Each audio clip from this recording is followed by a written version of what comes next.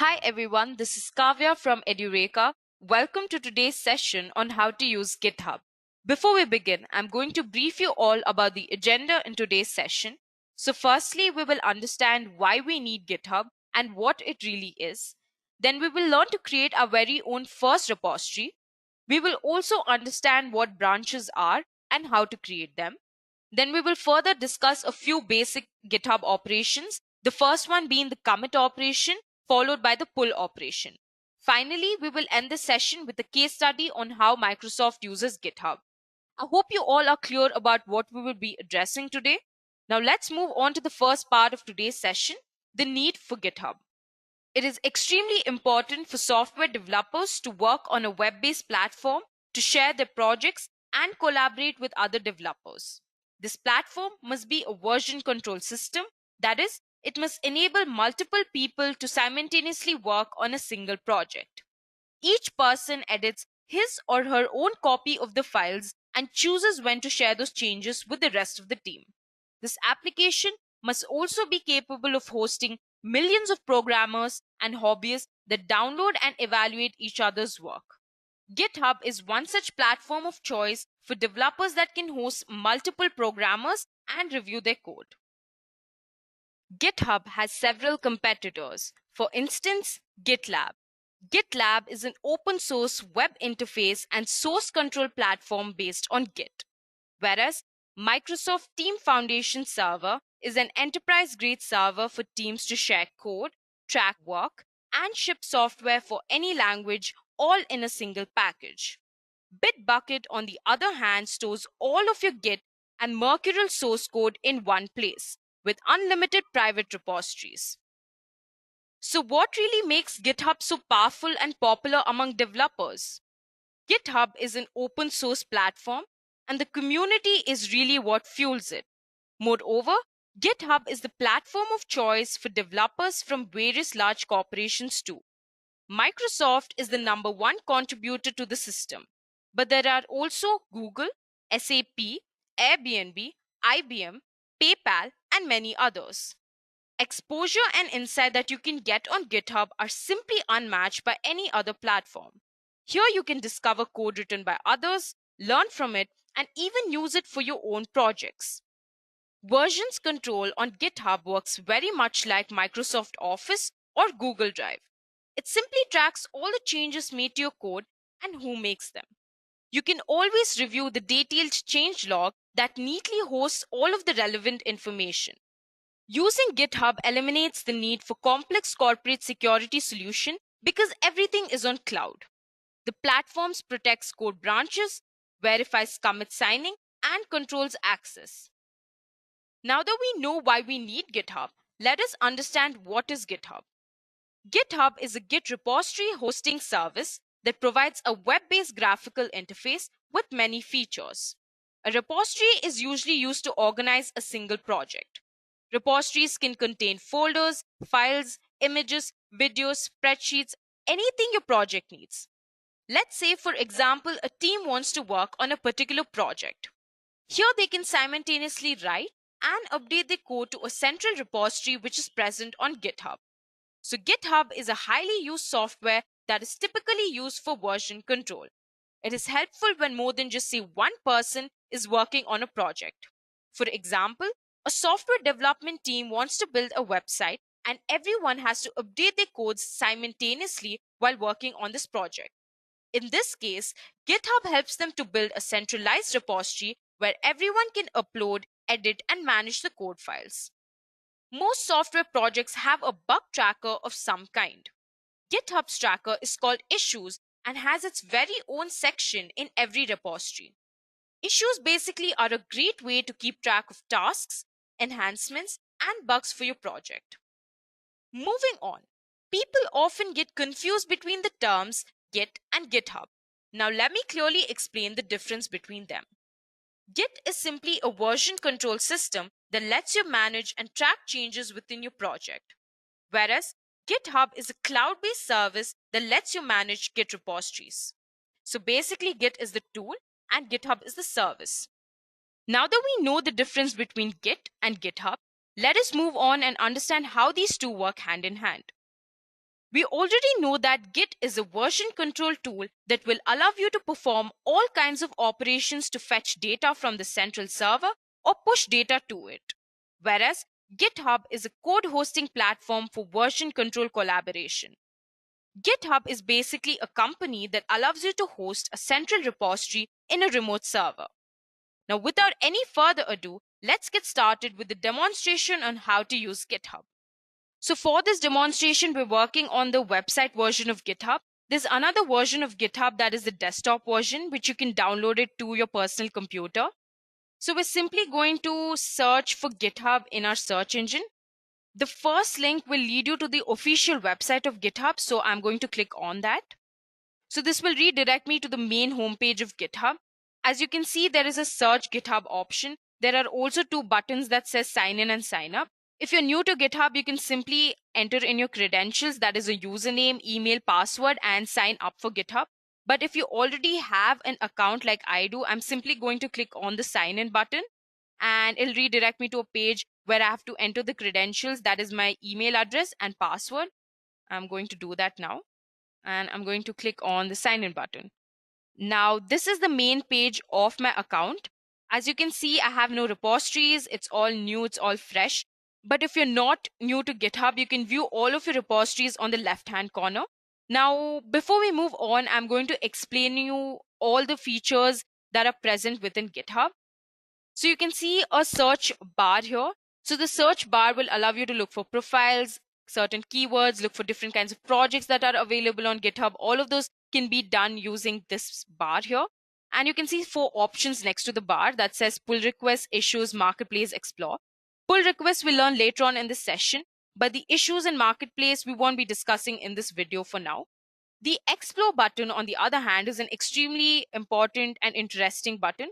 So once I click on that, it'll redirect me to a page with some activities that are going on around in GitHub. You can see here they're trending repositories, they're trending developers.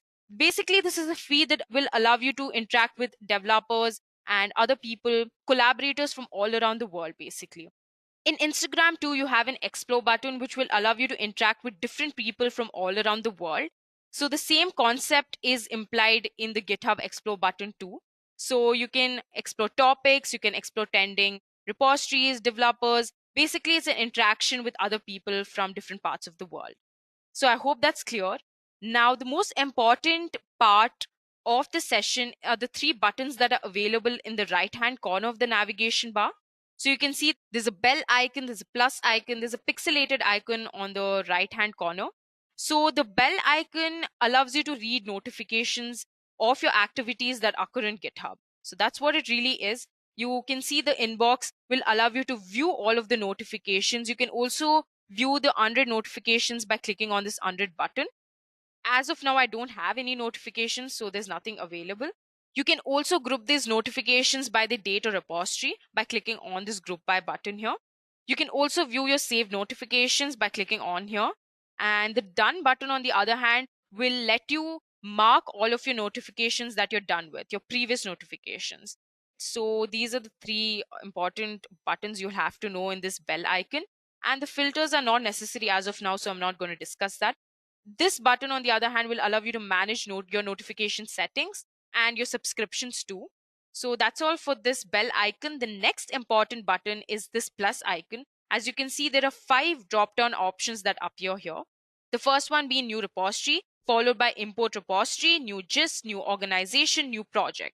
So new repository we've already discussed previously in this session.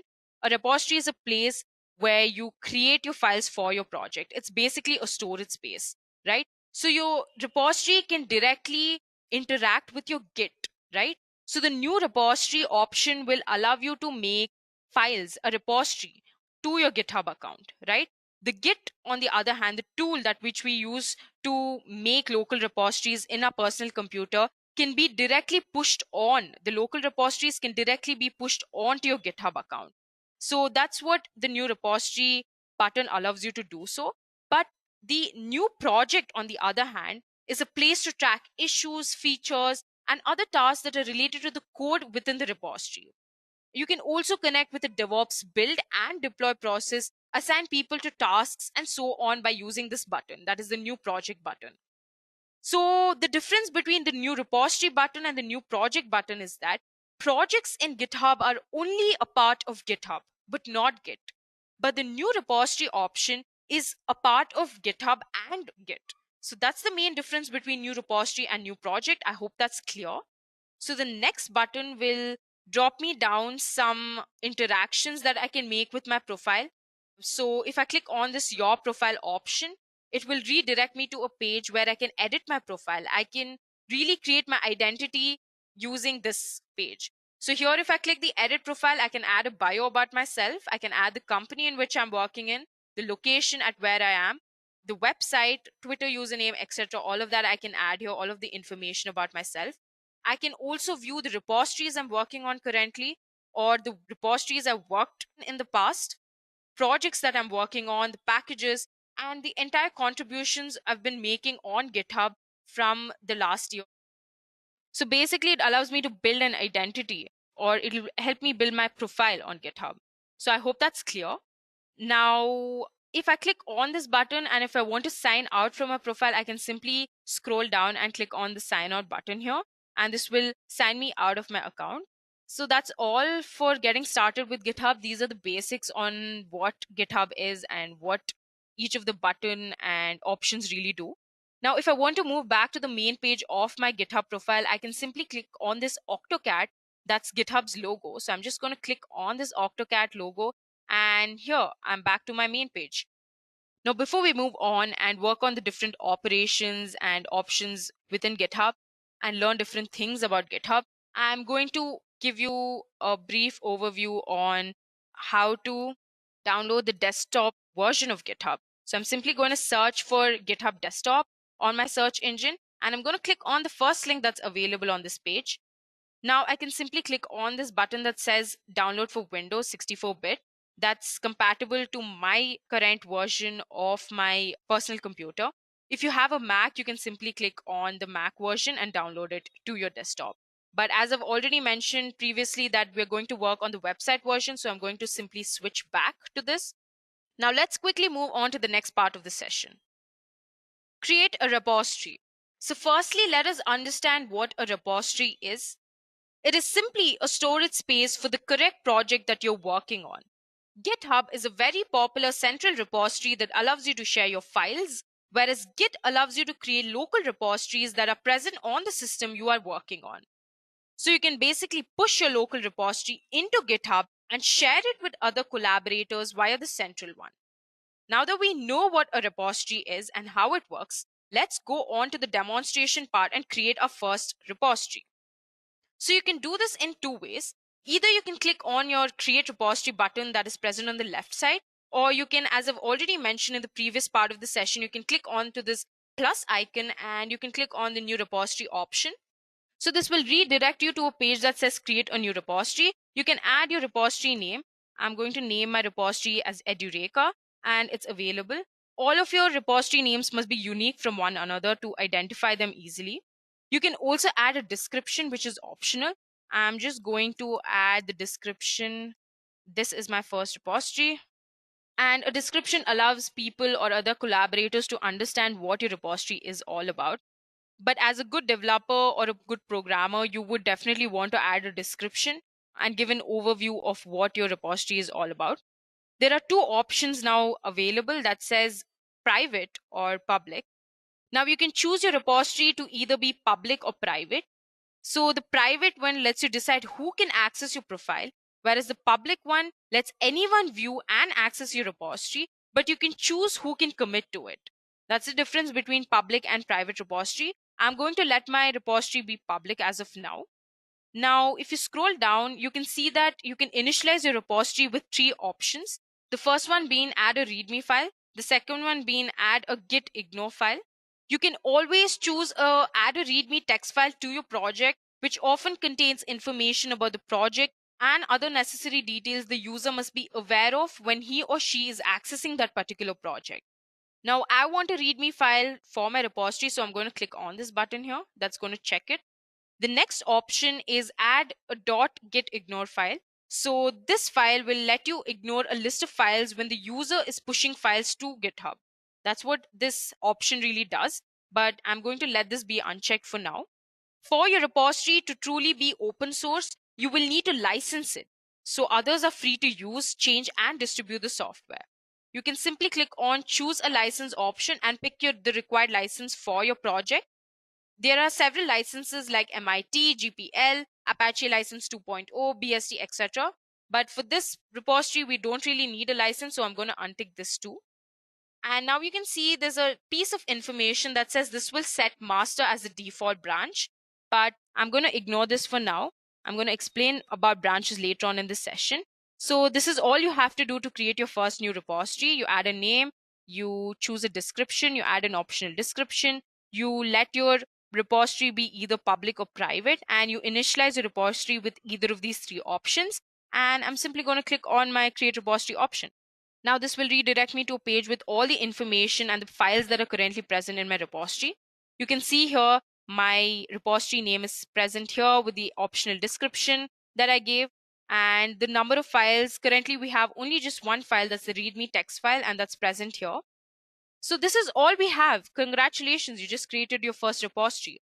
Now you can see there are some options that says issues, pull requests, actions, projects, wiki, security, etc. We don't have to really talk about all of these right now. We will just learn about one option that says code here. So this is really important. If you click on this button, you can see that there's a link that is available here, an HTTPS link. So if you copy this link and paste it on your Git terminal that's present on your computer, you can download this entire project directly to your local system. So that's what the link is for. I hope that's clear. And the next option that says open with GitHub desktop will allow you to open this entire repository in your GitHub desktop version. And you can also, the last option that says download zip will allow you to download this entire repository in the form of zip files. So all of your project files will be within that zip file. So that's all you have to really know about your repository. And I'm going to click on the README text file that's available. It will take me to another page with some extra information about that file. You can see currently we have 2 lines and the memory space that is allocated to this file. So we currently have 2 lines, that is Edureka, and this is my first repository. And you can also see the number of contributors to this project. That is just one, that's just me for now. And you can view the history of the commits or the changes that have been performed in your file. So we'll come back to that part later on this session, but you can move back to your main page of this repository by clicking on the name button here. So Edureka is the name of my repository, so I'm going to click on that. So now I'm back to the main page of my repository. Before we learn how to create our first branch, let us understand what branches are. Branches allow you to work on other features that can be included and merged with the master branch if required. So what is the master branch? The master branch is the main branch where your project resides on. So all of the changes, all of the activities that you do with your main project lies or is on your default branch that is named as the master branch. So what really GitHub allows you to do is it allows you to create additional branches. So on these additional branches, you can work on the other features or you can experiment with your project. And if you're happy with this, you can simply merge these features to your main branch, that is your master branch. This is what branches are really for. So they simply allow you to work on other features. That's what branches are. So let's move on to the demonstration part and look at how we can create our own branches. So now if you look on the left corner, you can see a button that says master. So currently we're on the master branch, and there's only one branch, and the master branch, as I've already mentioned, is the default branch. So when you create a repository, you're automatically creating a master branch. So this is where your project will be residing on.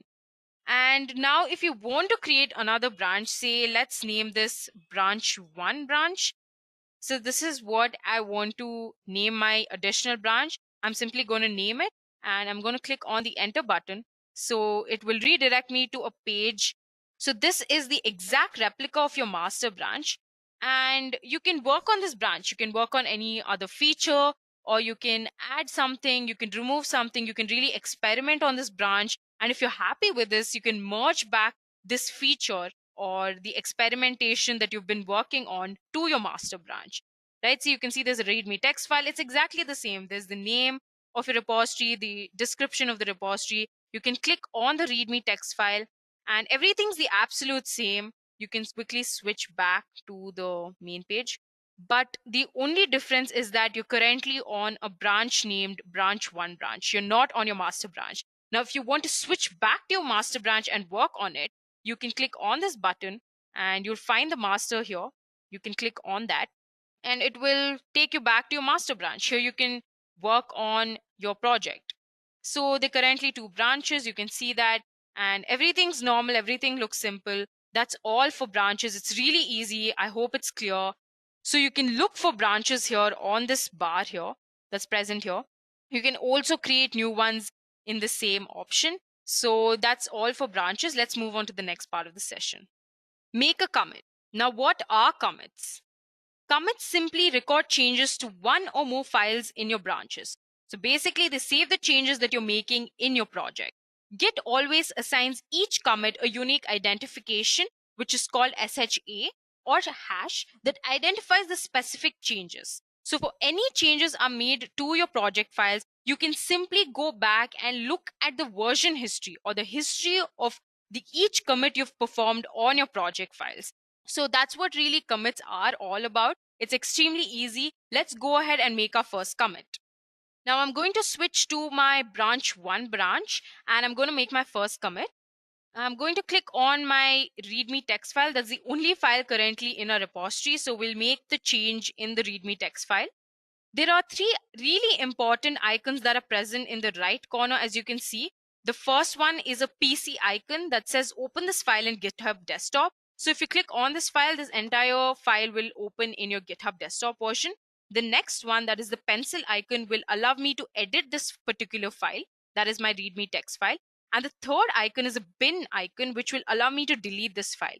Now, what we'll be working on is the pencil icon. That's the edit this file option. I'm going to click on this and I can simply view a space or a file that will allow me to make changes to my README text file. I'm going to add another line here that says this is my first commit. This is what I want to add to my README text file. And if I want to preview the changes, I'm going to click on this preview changes button. You can see that this is my first repository. This is my first commit. This is my first commit is the additional piece of information that we'll be adding to my README text file. And it's highlighted in blue, so we know that that's the additional information. I'm happy with this change. I'm going to switch back to my edit file. I'm going to scroll down. And if I want to add a description about the change that I'm performing to my file, I can do that.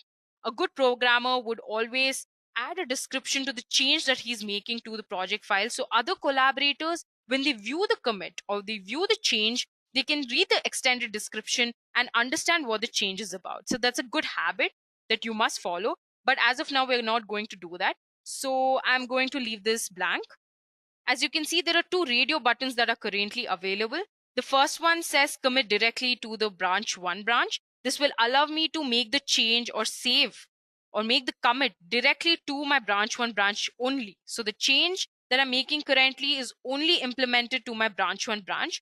The second option allows me to create a new branch for this particular commit and start a pull request. We're not going to talk much about this option right now, but the first option is extremely important. So we'll let this be stuck on to the option that says commit directly to the branch 1 branch. And I'm going to click on the commit changes options. And this will simply implement the entire change to the file. You can see that the change is implemented. The additional piece of line that says this is my first commit is added to my README text file. Now, the interesting part is if I switch to my master branch, the change is not implemented in my master branch. So the change is only currently present in my branch 1 branch. And now if I want to view the history of the changes that I've made, I've already mentioned in the previous part of the session that the history button will allow me to do so. So I'm going to click on this history button and you can see that I made my first commit 23 minutes ago and I made my new commit 41 seconds ago. And there is also a hash number, unique hash identification number that allows me to distinguish between both of these changes. So all of my commits that I'll be making on this branch will be available here. So that's the main point of a version control system, isn't it? understanding and keeping a record of all the changes that we're performing in our files and our projects. So this gives full justice to the word version control. So that is what GitHub is all about. Now that we learned how to make our first commit, let's move on to the next part of the session. Open and merge pull requests. So what are pull requests? Pull requests let you tell other developers about changes you've pushed to branch in a repository on GitHub.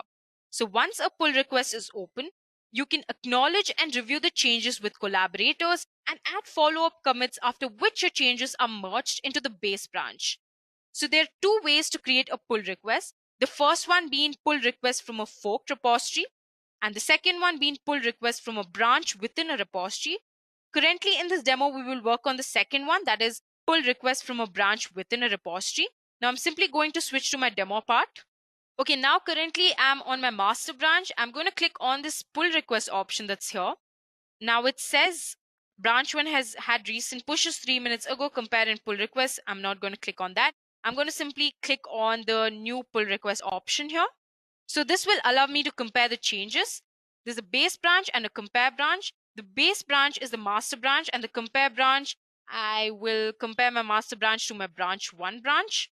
So this notification says that the merge between the branch 1 branch and master branch is definitely possible. So it's a green signal. So if I scroll down, I can view the difference between both the branches. So the left-hand side indicates the information that is present on the master branch, and the right hand indicates the information that is present in my branch 1 branch. Plus sign indicates the additional information that is present in my branch 1 branch. I'm happy with this. So I'm simply going to scroll up and create the pull request. I'm going to click on that. I can also leave a comment and I can preview the change. That's not necessary for now. So I'm going to go ahead and create the pull request. Now this will redirect me to a page. So this page says that the pull request has been opened.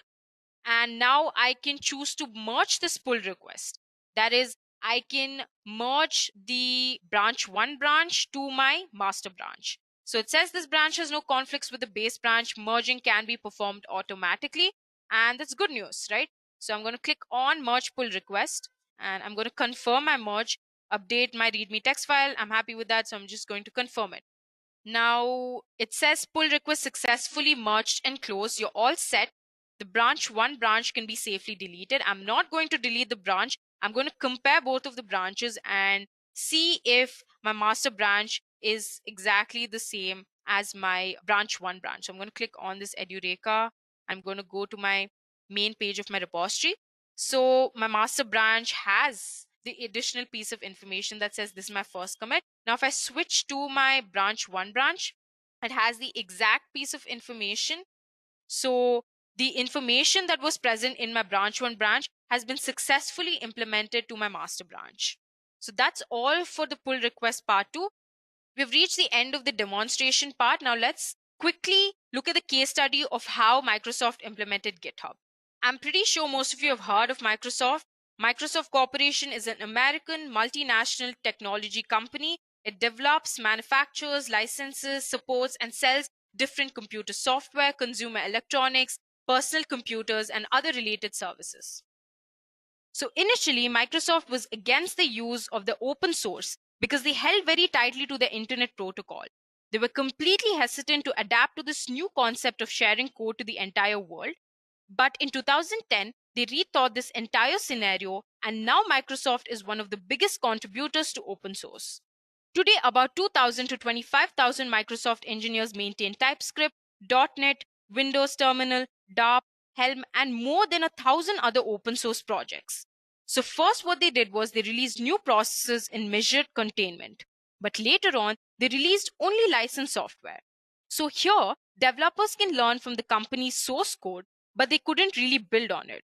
Eventually, the stigma died, and now even closed code like .NET is open source under an MIT license. Teams realize that they need to accept contributions to get feedback and learn from other developers. To organize and understand this approach, Microsoft created their Open Source Programs Office, which enables distribution and centralization of knowledge. So the OSPO provides the resources and maintainers to manage thousands of repositories and contributors effectively on GitHub. Even though Microsoft invests in its tools, they expect other individuals and organizations to lead the way. Microsoft believes that GitHub's value isn't in any one feature, but its entire community. GitHub is the place to collaborate, it's where everyone is, and where most of the entire world's open source is already happening. It's not just a feature, but the whole thing. With this, we have reached the end of today's session. Hope all of you have had a great time learning about how to use GitHub. Until next time, thank you.